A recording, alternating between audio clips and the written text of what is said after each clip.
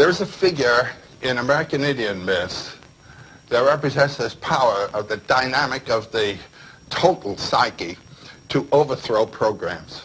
This is the negative aspect, and it's called a trickster. It's a very, very important figure in American Indian mythologies. In the East, in the forest lands of the Northeast and Southeast, it's the great hare, a rabbit. When you go west of the Mississippi in the plains lands, it's coyote.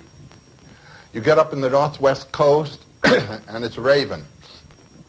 These are smart, clever birds and animals.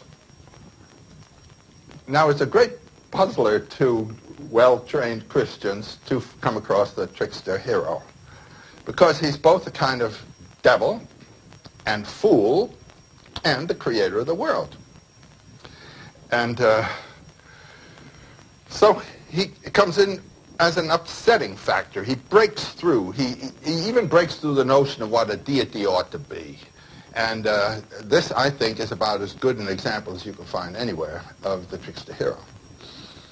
Now, that trickster trait turns up in deities like Yahweh. Yahweh's a trickster.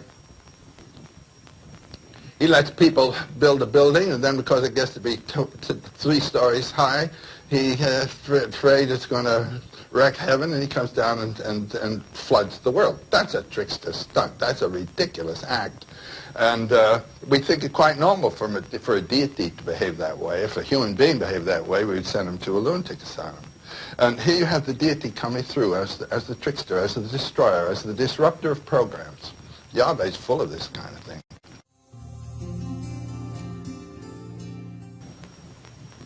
Well, the coyote stories are really great.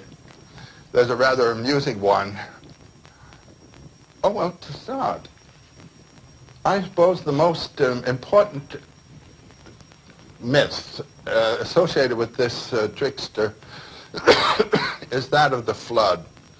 The American Indian floods, the story will start with all the animals on a raft with Old Man, who is a humanized aspect of coyote, among them.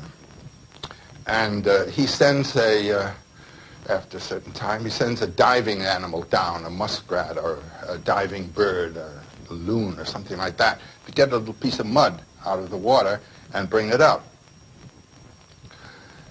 Now this motif we find in American Indian stories of the diver who brings up the mud, and then Old Man takes it and puts it on the water and makes some magic, and it gets bigger and bigger and bigger and bigger and bigger, and then he sends a fox or something to run around the world and see if it's big enough, and on the 3rd or 4th time it's big enough, and there we are.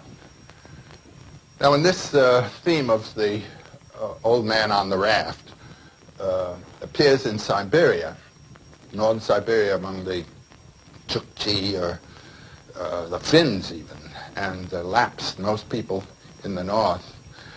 The shadow of God is this negative figure. And the deity sends a diver down. This is known as the earth diver motif. And he comes up with a little bit of mud, but he doesn't give it all to the deity. And after the deity has put the mud down and made a perfectly orderly world, then this other one spits out the rest of the mud, and that makes mountains and difficulties and everything of that kind.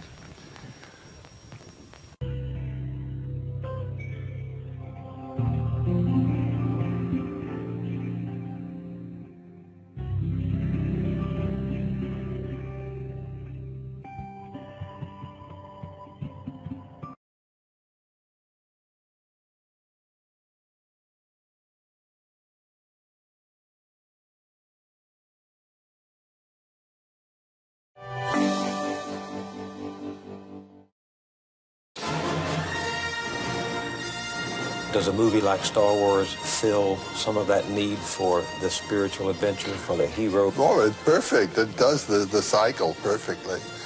It's not simple morality play. It has to do with the powers of life and their inflection through the action of man. One of the wonderful things I think about this adventure into space is that the narrator, the artist, the one thinking up the story, is in a field that is not covered by our own knowledges. Do you, when you look at something like Star Wars, recognize some of the themes of the hero throughout mythology? Well, I think that George Lucas was using standard mythological figures. The old man as the advisor, well, specifically, what he made me think of is the Japanese sword master. Remember, a Jedi can feel the Force flowing through him. I've known some of those people, and this man has a bit their character. Well, there's something mythological, too, isn't there, in the sense that the hero is helped by this stranger who shows up and gives him some instrument, a sword or a sheaf of light, shaft of light. He gives him not only a physical instrument, but a psychological commitment and a psychological center.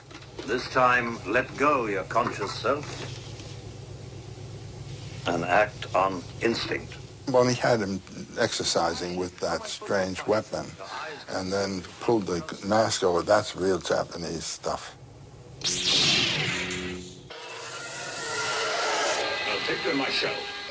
When I took our two sons to see it, they did the same thing the audience did at that moment when the voice of Ben Kenobi says to Luke Skywalker in the climactic moment, Use the Force, Luke.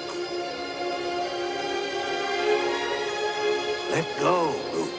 The audience broke out into They did. elation, into applause. Well, you see, this thing communicates.